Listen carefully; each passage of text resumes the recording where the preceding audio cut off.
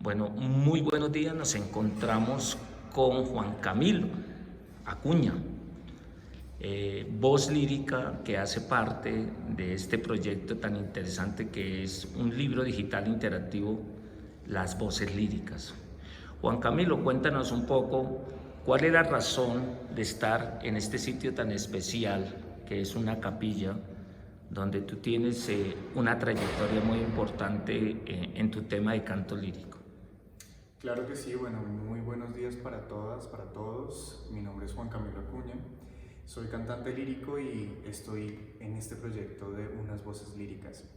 Este lugar es particularmente especial para mí porque aquí comencé mis primeros pasos en la música.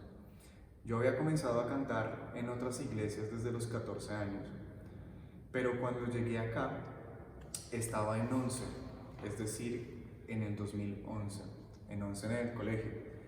Y ha sido un lugar que me ha acogido a nivel musical, a nivel espiritual y más que todo he podido desarrollar, hablando de la parte musical, mis ideas musicales como director, como músico, encargarme de música litúrgica para todos los tipos de celebraciones del año litúrgico para los católicos.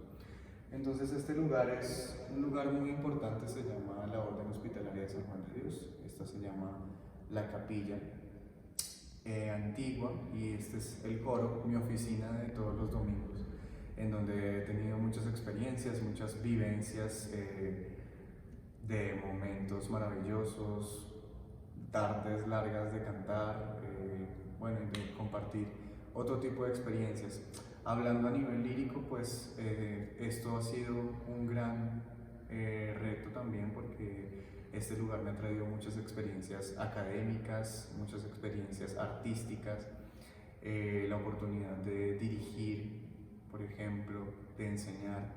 Entonces, eso es la capilla antigua de la Orden Hospitalaria de San Juan de Dios, en donde están los hermanos hospitalarios que me han recibido aquí desde hace 10 años y ya casi 11. Muy bien. Experiencias acá con instrumento, con coro. ¿Cuál es ese desarrollo? Claro que sí, bueno, aquí he tenido mucha parte de mi desarrollo. Yo soy cantante lírico profesional, también canto en la parte comercial, la parte popular, soy pianista y soy guitarrista. Aquí he tenido experiencias en todas esas ramas como instrumento y también dentro de la parte de la pedagogía vocal, la pedagogía de ensambles y la pedagogía hablando a nivel de dirección, la dirección coral. Ha sido muy bonito todo este camino que se ha vivido en este lugar. Y bueno, es una parte muy importante de mi historia, porque yo comencé de una manera muy empírica.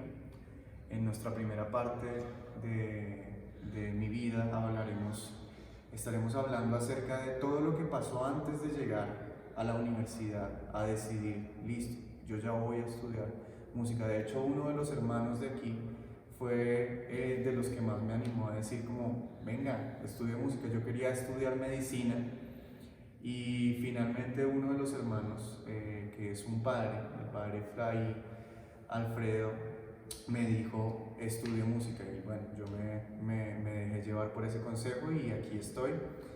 Pero entonces ese proceso ha comenzado cuando yo tenía 10 años de una manera muy empírica, una primera guitarra que me regalaron y yo empecé a intentar hacerla sonar sin tener ni idea de cómo hacer sonar la guitarra, de cómo eran los acordes, las notas, los rasgueos, los ritmos, nada. Intenté hacerla sonar, obviamente sin ningún sentido, pero con el sentido musical, con alguna cuestión de talento, y ahí fue cuando mi mamá dio con el bichito del talento con respecto a mí y desde ahí ella me empezó a apoyar. Ya como tal, yo empecé a estudiar música cuando entré a la parroquia Nuestra Señora de la Paz en el barrio Santander, aquí en Bogotá, y con esa experiencia pues ahí empecé a tener todo el bagaje de ensambles. Teníamos una banda que cantaba la misa en estilo estilo rock.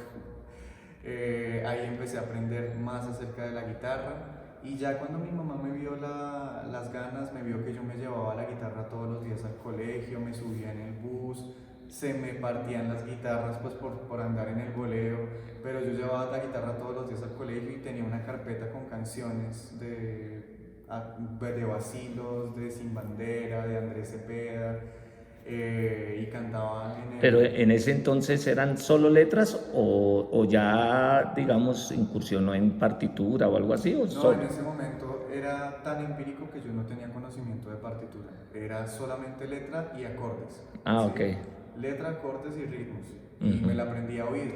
Ya. Yo he tenido la bendición de tener un oído que se llama oído absoluto. En ese momento yo no sabía que tenía ese tipo de oído. ¿Eso qué Entonces, significa, Juan Camilo? el oído absoluto es un oído que es capaz de escuchar las notas y saber exactamente en dónde están, qué es lo que está escuchando, los acordes, las armonías. Es un oído muy interesante si se logra desarrollar, porque pues muchas personas puede que tengan el oído absoluto, pero no la formación musical para entender ese tipo de cosas. Entonces, incluso tal vez ¿Pero no es sea normal tener un oído absoluto o más bien es particular? es particular. Muy pocas personas tienen oído absoluto, la mayoría son músicos.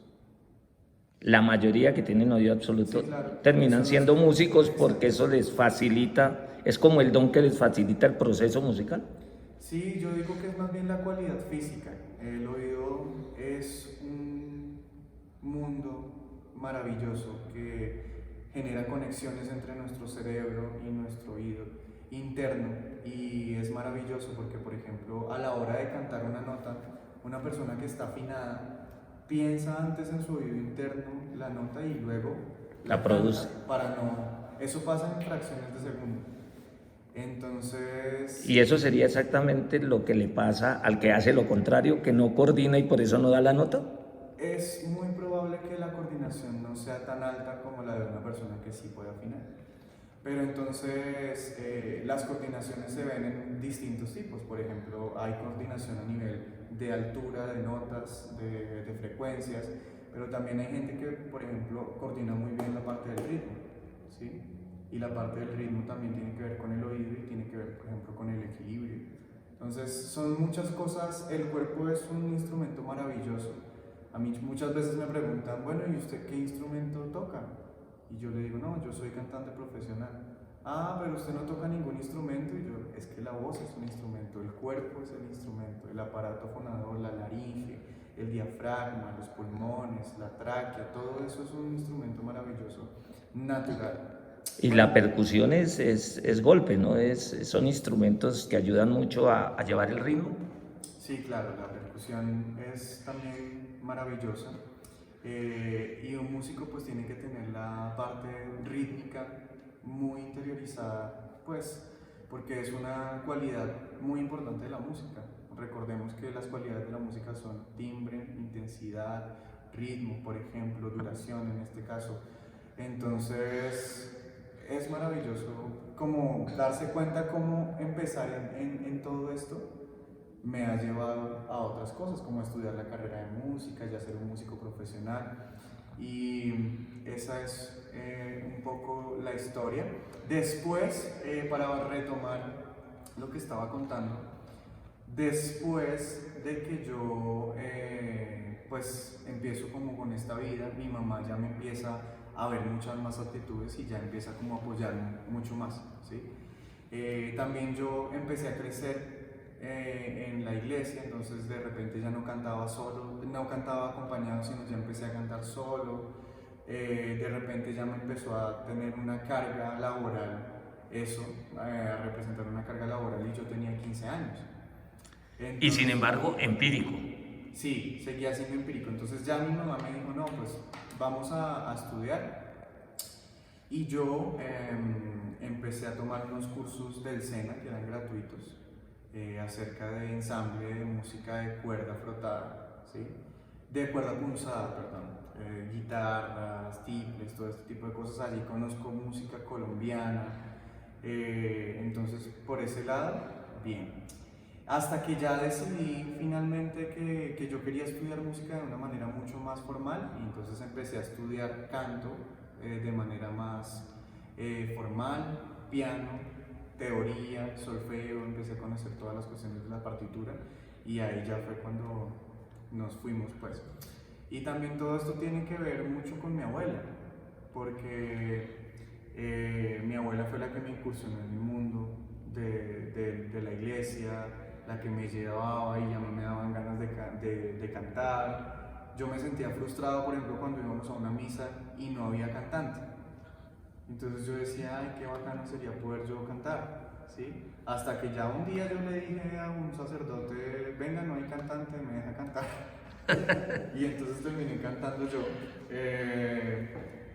Esa fue un poco la historia y tiene que ver mucho con mi abuela, porque mi abuela es la que me da a conocer música como rancheras, música colombiana, bolero, bolero cubano, bolero ranchero.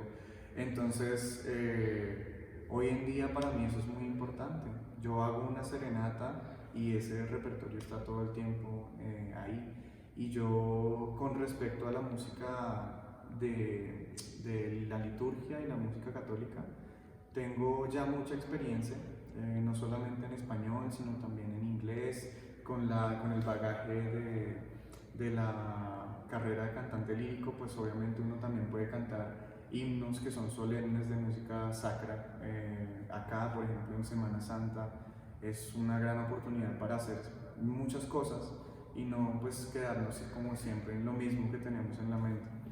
Entonces tiene mucho que ver con mi abuela, como les estaba contando, y ya esa es un poco la historia de por qué estamos aquí, de cómo empezó esa primera etapa de mi carrera antes de decir, yo voy a estudiar música, voy a presentar un examen de música para entrar a la universidad. Es un examen actitudinal, a ver si tiene, digamos, las bases suficientes como para eso. Eso depende de la universidad.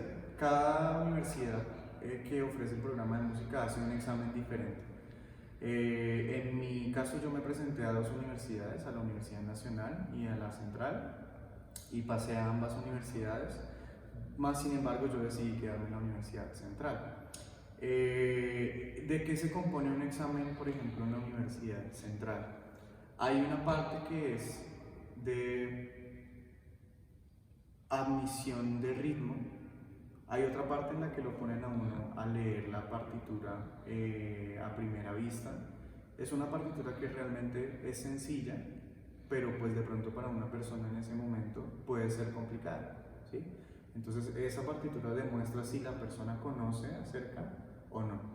También hay una parte teórica en la que preguntan... Digamos como si ya está familiarizado con un pentagrama, Sí, con unas claves de sol y de fa y cosas de ese exacto. tipo que Las hace que... armaduras, por ejemplo, las distintas tonalidades. Exacto, las notas, o sea que no es un elemento, una partitura no es un elemento desconocido, sino que ya es parte de... Sí, entonces está toda esa parte, la primera parte que tiene que ver con lo teórico, ¿sí? Con la lectura de partituras. También hay un examen de entrenamiento auditivo, entonces le dictan a uno una melodía, como por ejemplo...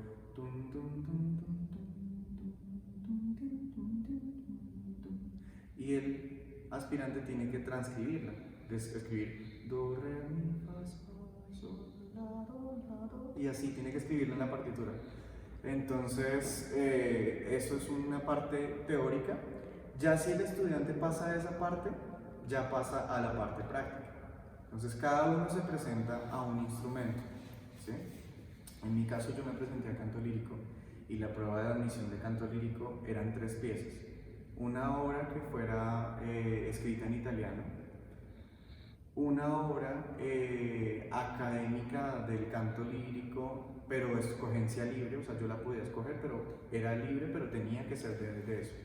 Y otra obra que sí podía ser libre, una canción popular, otra cuestión de ópera. Esa era la prueba más difícil, porque pues una persona podía entender acerca de la música y pasar el primer examen, pero el examen ya específico del canto lírico, en donde te ven si tú eres afinado, si tienes presencia escénica, si tienes cualidades para estudiar canto lírico, si tu pronunciación está bien, no tienes que aprender mucho. Entonces ahí ellos deciden si te toman o no. Cuando yo pasé a la universidad nos presentamos varias personas y a canto lírico solo pasé yo. Solamente Caramba. pasó una persona.